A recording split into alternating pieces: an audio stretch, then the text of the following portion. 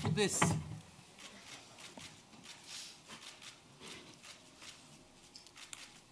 And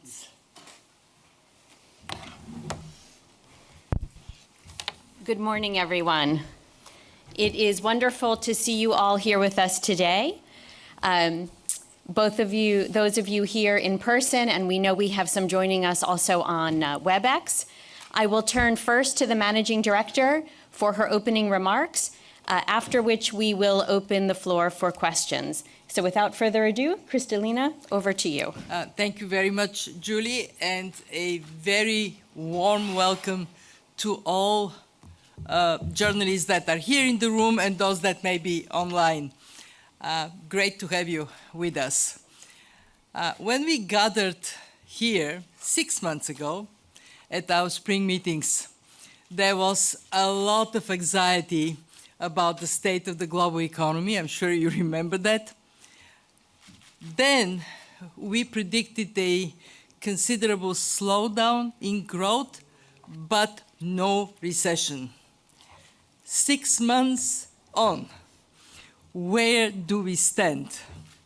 In a nutshell, better than feared, but worse than needed. And uncertainty has continued to go up, up, up, gold values too. As you saw in our latest World Economic Outlook, global growth has held fairly steady and is projected to slow from 3.3% last year to 3.2% this year and 3.1% in 2026. That's better than we feared, better than we projected 6 months ago. So the question is, why has the global economy shown such resilience in the face of uncertainty and profound transformations in geopolitics, in technology, in trade relations, in demography? I can give you two core reasons. First, improved policy fundamentals. Since the global financial crisis, many countries, especially emerging markets, we have a chapter on emerging markets policy fundamentals, have pursued sound policies. They have strengthened their institutions. They have strengthened their frameworks. This investment is paying off, and if I may say, stay the course. Second, the adaptability of the private sector, which has shown agility in import front-loading, in supply chain strengthening, in just navigating uncertainty, is quite remarkable. But even so, the outlook we have is underwhelming. Medium-term growth prospects remain weak. Public debt is near record highs and continues to climb, and the global economy is excessively imbalanced. The forces of change are making the global economy less predictable, and it is impacting people. People are anxious. They're taking to the streets to demand better opportunities. So what can countries do? In the global policy agenda, I emphasize three overarching priorities. First, we know private sector handles uncertainty better. So unlock private sector growth for economies to deliver more jobs and better livelihoods. For the private sector to thrive, countries must push ahead with broad and ambitious domestic reforms. I have encouraged our members to embrace a regulatory house cleaning to help foster innovation and entrepreneurship.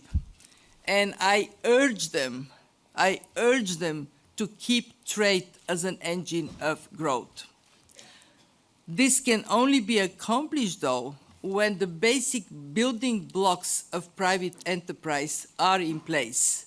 Strong institutions, free and fair markets, and stable macroeconomic environment, which brings me to the second priority: secure sound macroeconomic fundamentals for navigating a more turbulent world. On fiscal policy, countries must rebuild fiscal space and reduce debt. This means relying more on domestic sources of revenues and making smart budget choices. On monetary and financial sector policies, the priority remains to preserve stability and guard against financial stability risks. And third, reduce global imbalances. They have shot up. Countries with excessive surpluses, like China, should boost domestic demand, including by spending less on industrial policy and more on social safety nets.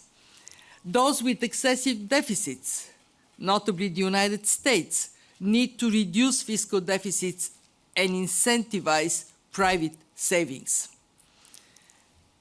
As always, at the IMF, we are focused on what we can do to help countries strengthen economic and financial stability, resolve balance of payment problems, build strong policies and institutions. And there are a couple of very important developments that we are pursuing. We have in motion comprehensive surveillance review to sharpen the focus on surveillance, including our advice on trade policies and domestic reforms to rebalance the economy. We have an ongoing review on conditionality. It would strengthen program design so we can better support our members and help them navigate this more uncertain world.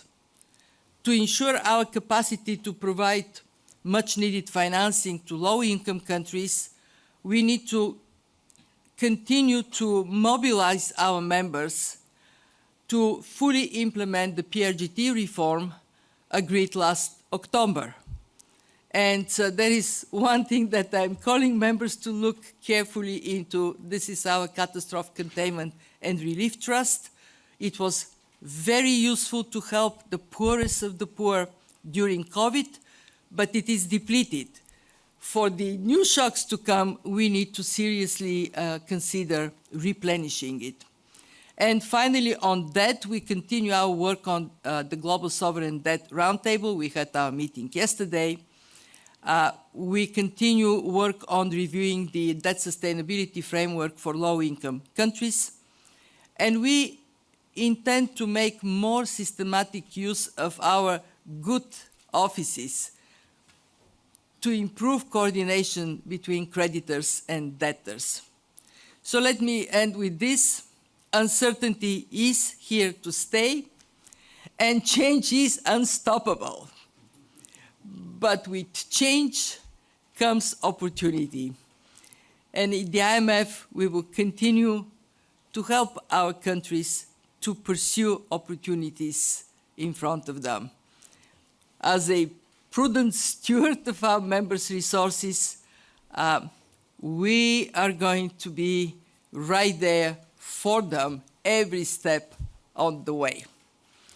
And I can share with you that I have had extensive meetings with regional groups across the membership.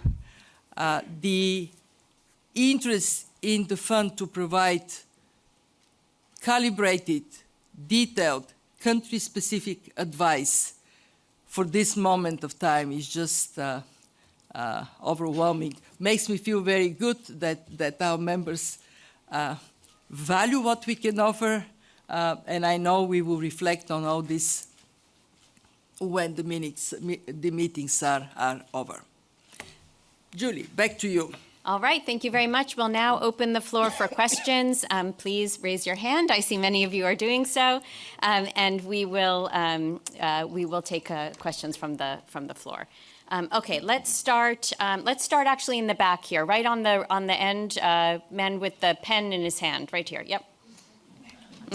So, Mr. Pen Man. Miles McCormick with the Financial Times. Thank you for doing this.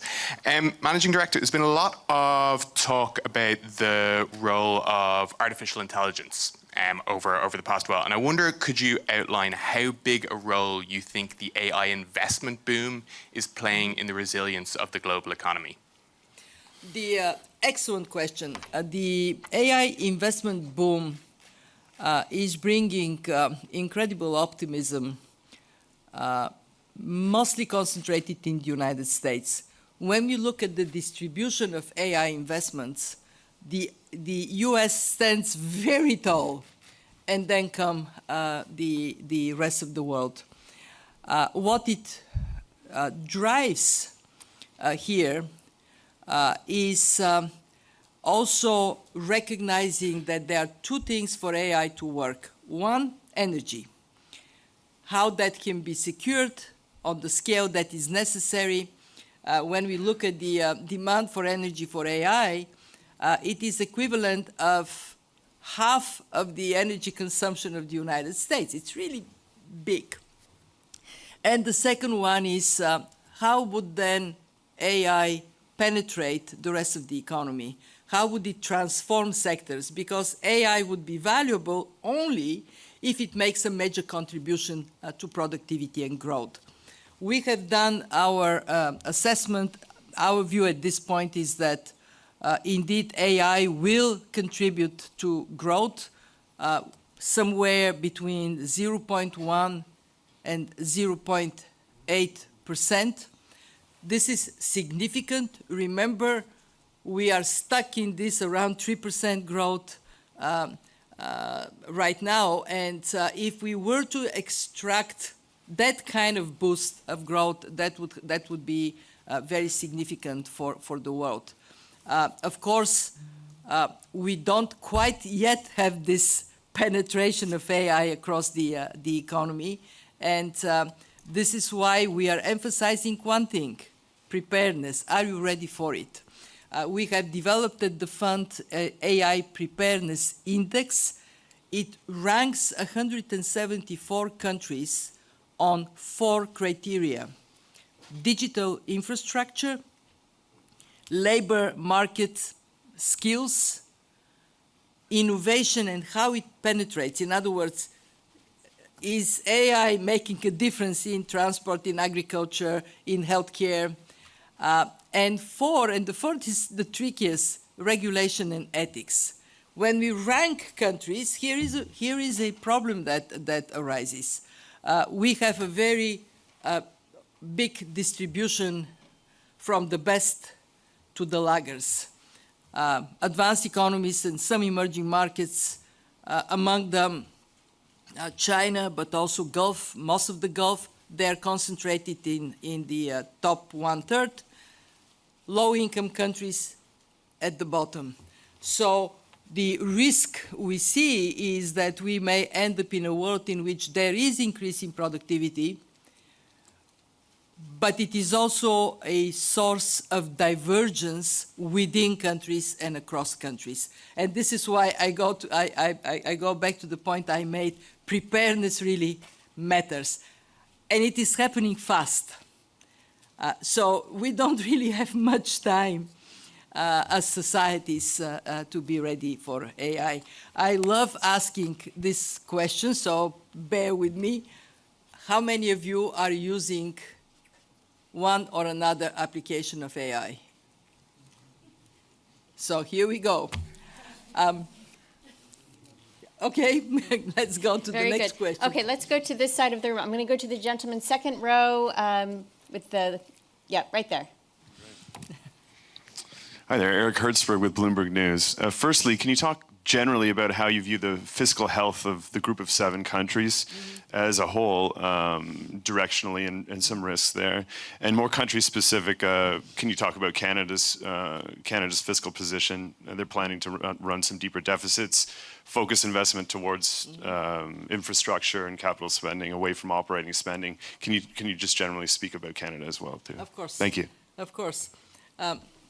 So what we are observing is that debt built up is driven primarily by advanced economies, also emerging markets, not low-income countries, because it's very difficult for them to tap into more borrowing.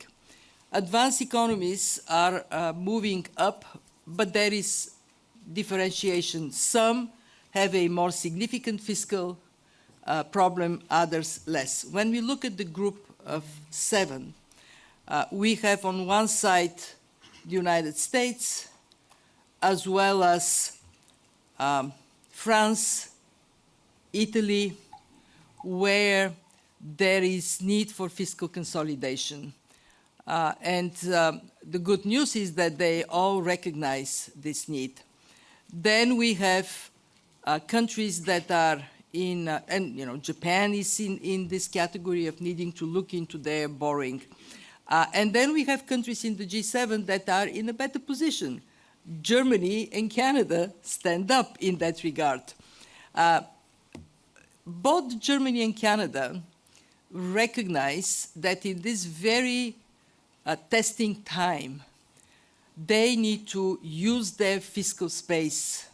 In the case of Germany, it is beneficial for Germany, it's beneficial for the European Union, and of course beneficial for the rest of the world. In the case of Canada, the Canadian authorities have been very decisive to take action in the context of changing relations with their main trading partner.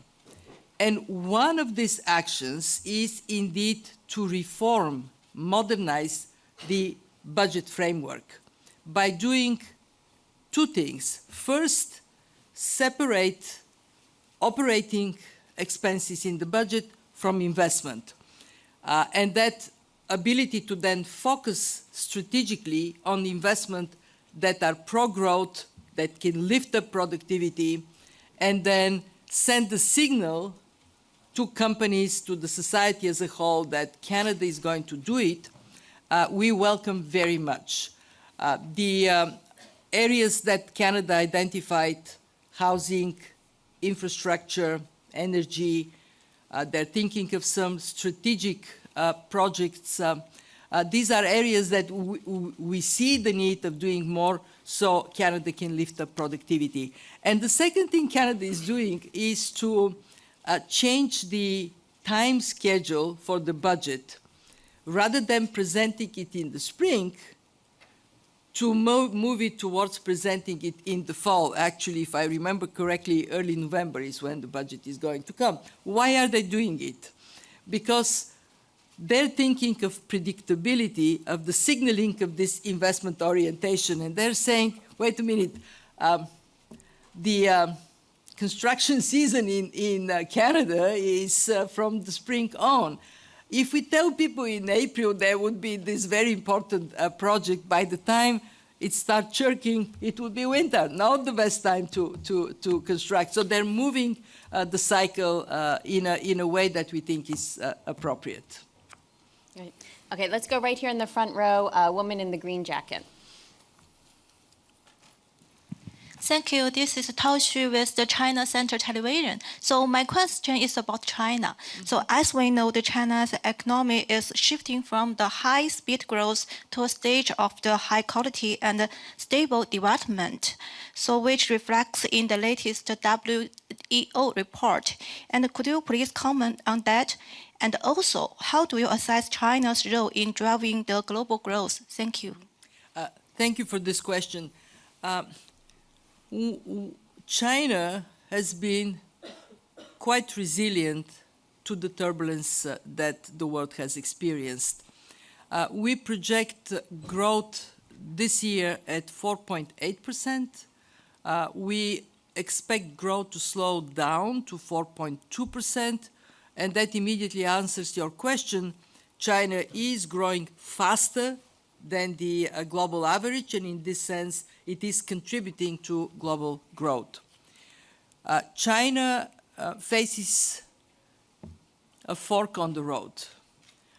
Whether China would continue with the growth model that it had before, export-oriented, or it would reorient the economy towards domestic consumption.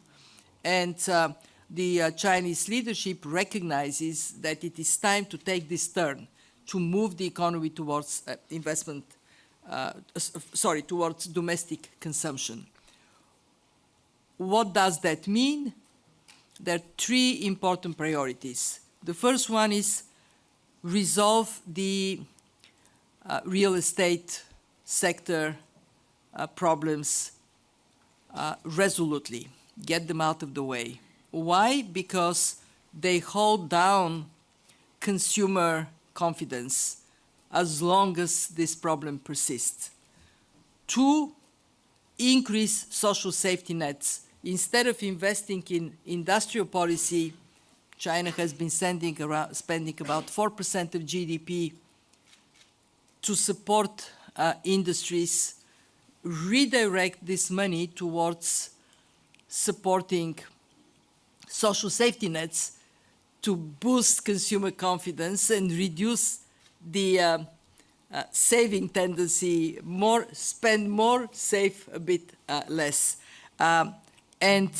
Three, China has a lot of opportunity to open up sectors that are currently not as market active, like services, from education to healthcare to other types of services. And I think that if China takes this turn, then it would be a major contribution to reducing the excessive imbalance currently China presents.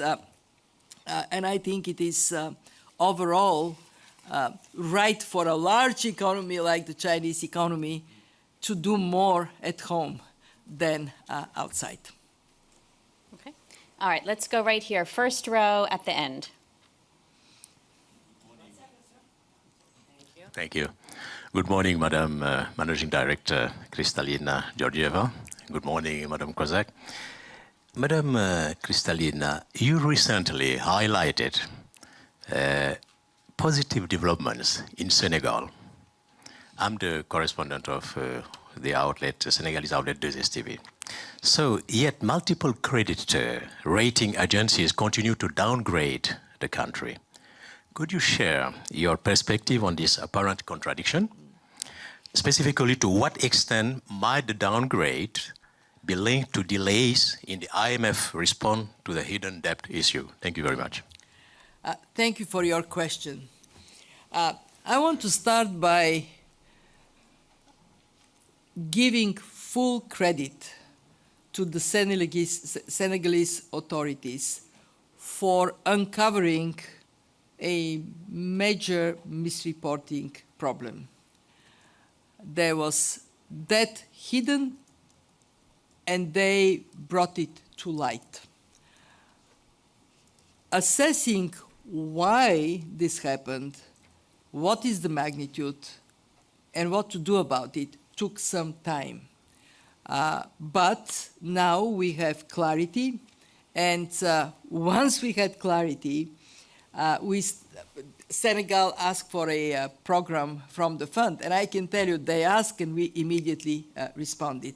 I met with the Senegalese delegation here. We had a very constructive discussion on what the objectives of a program could be, how to go about it, and we are dispatching a team immediately after the annual meetings to Senegal. So in that sense, we acted as soon as conditions allowed it. We don't comment on rating agencies. You put this question to the rating agencies, what is our thinking? But I can say this, Senegal has a great potential. With sound management, the country can do so well for its people. And you're one of them, so best of luck. Very good. Okay, let's go to the middle. Gentleman right here with the blue shirt, yellow tie. Yep.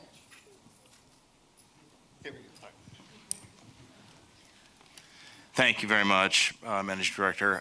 David Lauder with Reuters here in Washington.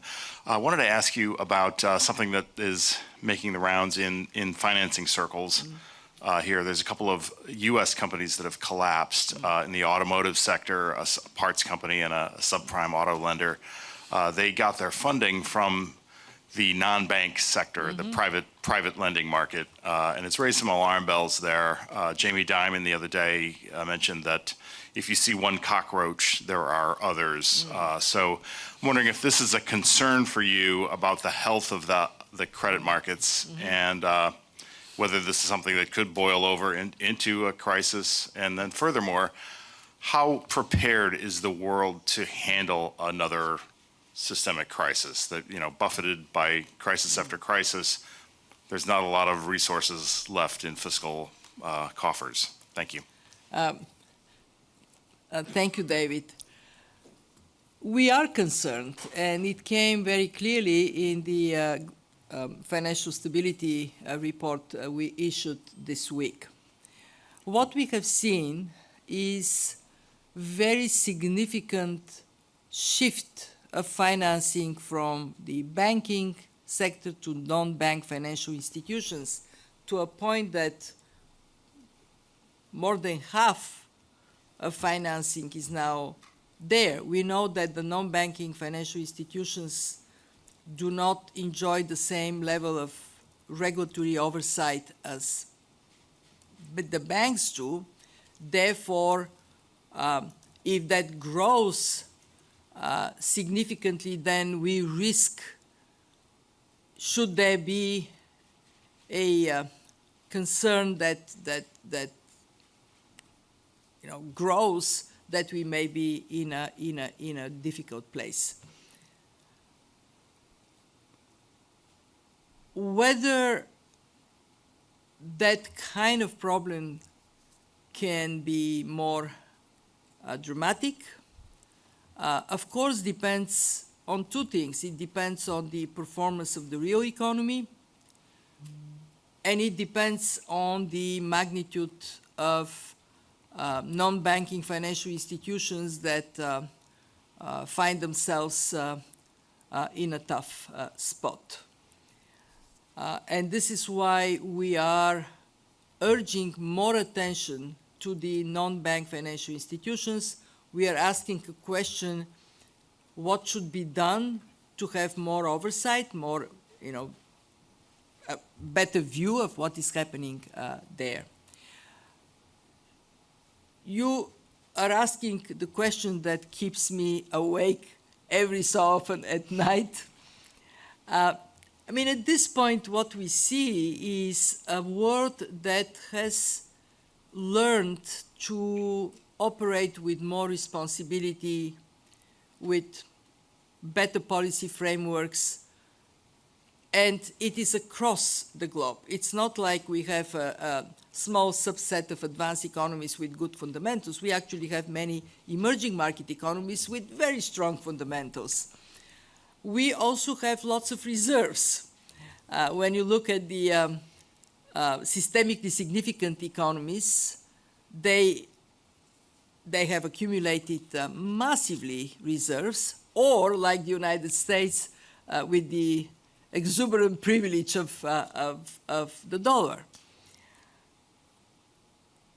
In that sense, there is a better foundation. We are not where we were at the time of the global financial crisis. Lessons have been learned, actions have been taken. Nonetheless, we also have to recognize that countries have exhausted their fiscal buffers. I just talked about the high level of debt. Monetary policy is still wrestling with keeping inflation on a downward trend, with the exception of parts of Asia where actually disinflation went too far. And in this environment, of course, the security blanket is covering us, but maybe we have a foot out in the cold. So we have to be vigilant. What do? We watch it very carefully. Stretch valuations are a reality. We talked about AI. AI has created this enthusiasm. Very important bet, David. If this bet pays off, we are in a very good place. But what if it doesn't, or it doesn't fast enough? So you are right to be putting this question to us, and I can tell you that we are very watchful on development. So far, not that many cockroaches. Very good. Okay, let me go right here to the front. A gentleman in the brown jacket. Morning. Thank you, ma'am. This is Deepak Ajwani from the Economic Times, India. You've had kind words for India, and you've called it an efficient growth engine, thanks to the reforms put out recently. India wants to do much more and contribute to the global economy. But just when India and Asia wants to contribute, the world is clamping down. Multilateral trade is under question. What is the solution for this? Because if the advanced economies want to stop trade and let the emerging markets not grow further, how will the global economy pan out from here? Should they be more generous and have more emerging market countries grow and contribute? What kind of reforms should India adopt, and what kind of geopolitical relationships should it develop so that this imbroglio goes away? Excellent question. So India is one of the fastest growing economies, and given its size, it contributes to global growth substantially. India is where it is because it has pursued very significant reforms. Tax reform, investing in infrastructure, digital infrastructure, but also roads, connectivity in the country. And that has injected this growth potential. Now, indeed, there is a significant change. The largest economy in the world has chosen to use tariffs as an instrument in relations with partners. Here is the interesting fact today. The rest of the world has not followed so far, and I want to put the emphasis on so far. Out of 191 members of the IMF, we have seen only 3 moving more forcefully on tariffs.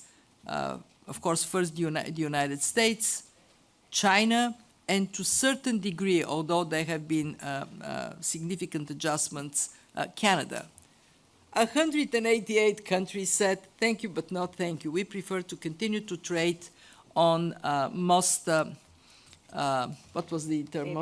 Most favored nation rules. And we are encouraging countries to please do that, because unless you are very large, relatively close economy, and India is not, it's an open economy, it doesn't work well for you.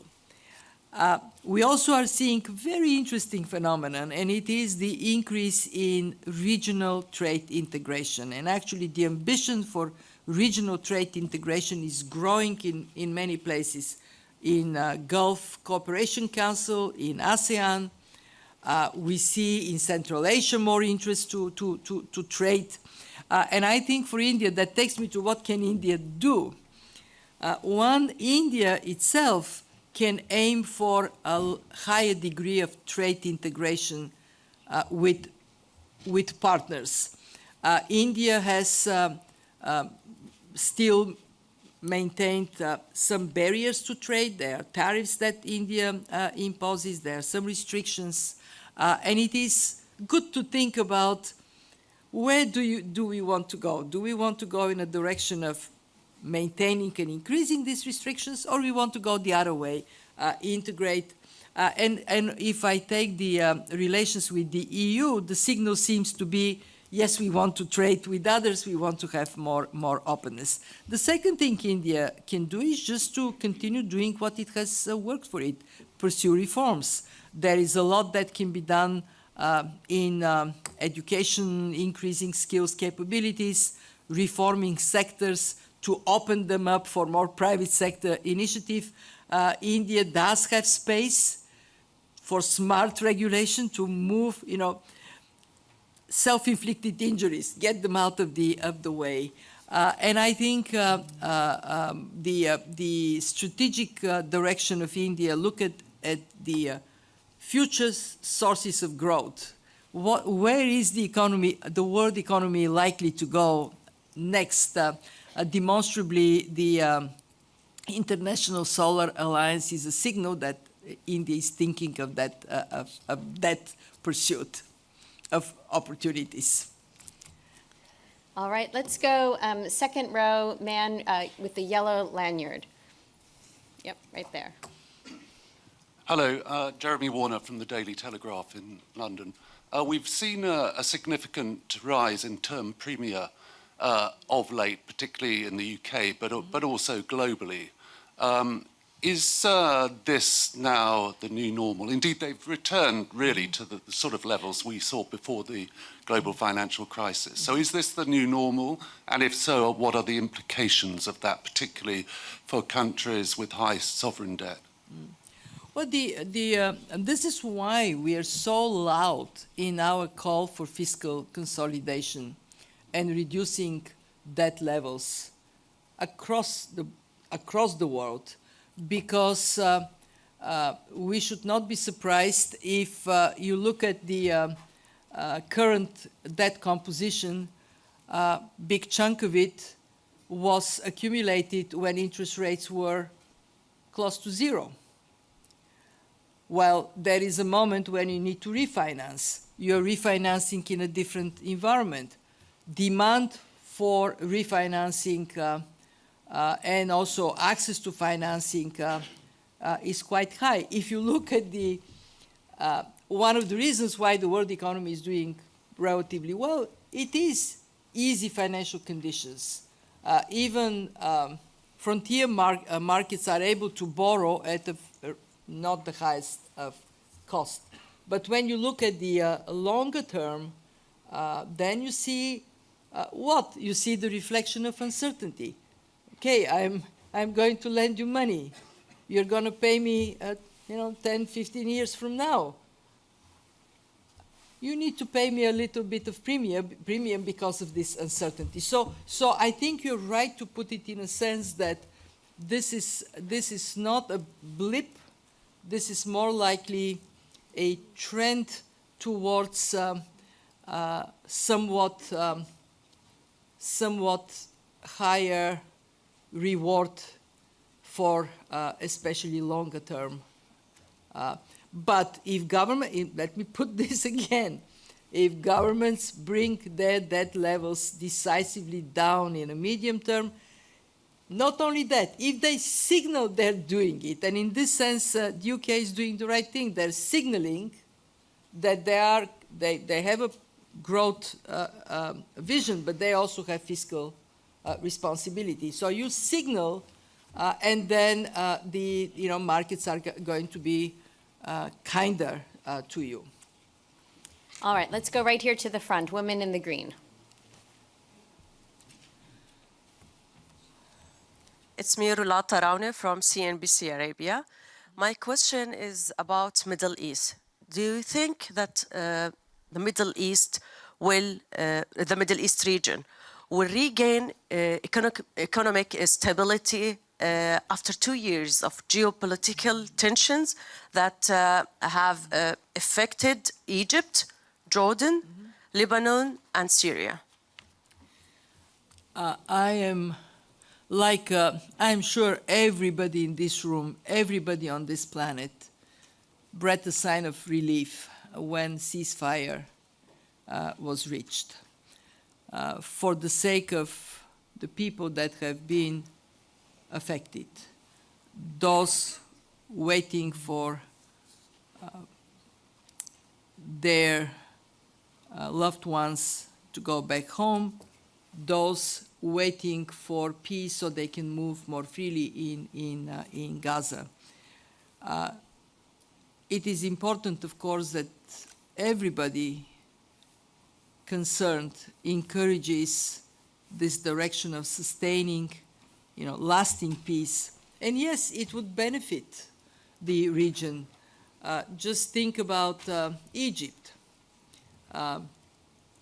Less tensions means good news for the Egyptian economy. Same for Jordan. For Lebanon, we have Lebanon put a request for a program. With Egypt and Jordan, we have programs that are doing quite well. Lebanon has requested a program. I hope we would be able to come up with a program. Syria asked us for support to rebuild institutions, especially the central bank. We have already had a team in Damascus. So when there is peace, there is also this benefit that those who are there to support you, it is easier, more viable for this support to come. So absolutely there would be a peace dividend for everybody. I'm going to go to another, we have time for one last question, so let me go into the audience. I'm going to go right here in the middle, man in the white shirt. This will be the last question. Thank you very much. Thank you, Julie. Good morning. Good morning, Managing Director. My question is about inflation. As you pointed out, most of the central banks are still wrestling with a relatively sticky inflation. Are there any concerns that the ongoing trade tensions, specifically between China and the US, might have spillover effects on inflation around the globe at some point? Thank you. What we see on the inflation front is overall inflation is trending down with some differences. In Asia, down, up to a point like in China where maybe a little bit of inflationary impulse could be a good thing, to somewhat higher than target, well, around target in the Eurozone, and somewhat higher here in the United States. When we look at the impact of tariffs, as I said in a previous answer, we have one country that is more engaged, another one that is responding. The rest of the world is, for now, not becoming part of a trade war. Meaning that for these countries that are on the receiving end of tariffs, tariffs act as a shock that contains inflation, doesn't increase inflation. But for the country that is originating tariffs, it is push of prices potentially up. So far in the US, the impact has been mute. Our explanation is threefold. One, companies, both importing, exporting companies, have been doing well. They have good profitability, so they can absorb some of the tariffs in their profits. Two, there was a lot pre-positioning that allowed pre-tariff prices to be maintained. And three, the likely adjustment of supply chains may also ease this impact. If there is flare up of trade tensions, that would of course have a negative impact. And again, this is why we are saying, please don't, and don't do that. It is not a healthy action. All right. Well, thank you very much. This brings us to the end of our press briefing. Thank you, Managing Director, for joining us. Thank you all for joining us. We will post the full transcript of this press briefing on our website.